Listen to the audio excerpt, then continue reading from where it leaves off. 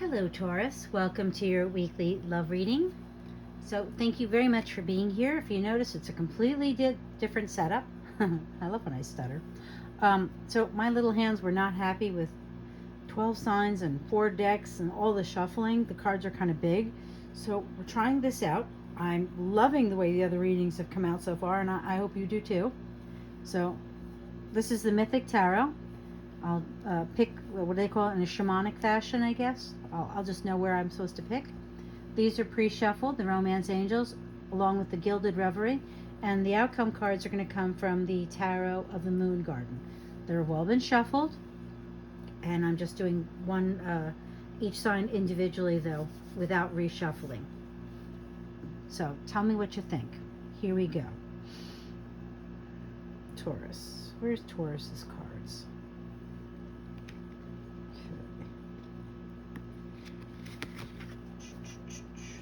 Hold on one second. Okay. So, and I do not read reversals if you haven't been here before. Well, that's interesting.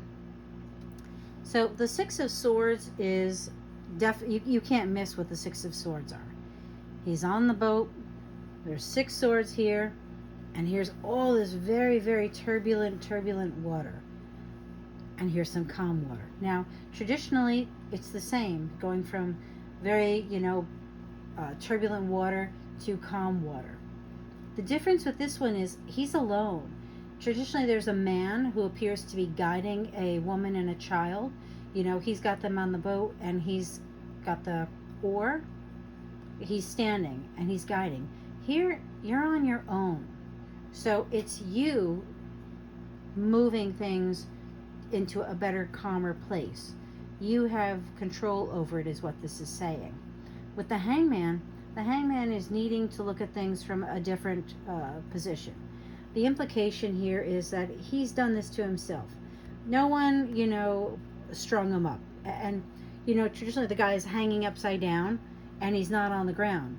Here, if you notice, his shoulders are on the ground, and there are ligatures, there are ties, but you can't see, they don't appear to actually be attached to this rock.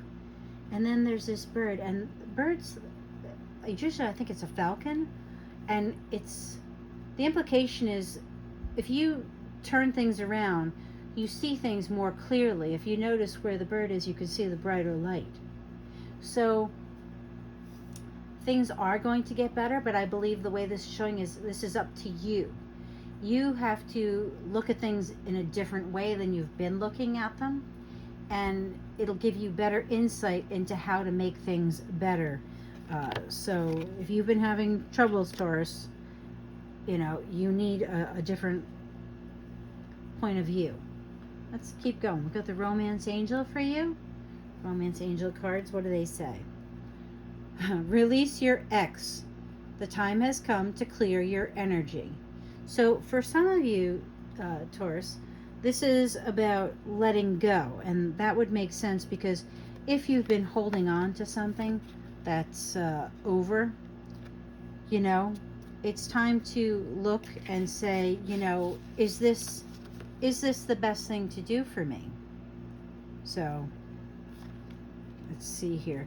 If you notice, I always think of, I don't know if you guys ever watched Friends, but the Friends episode where they start the fire.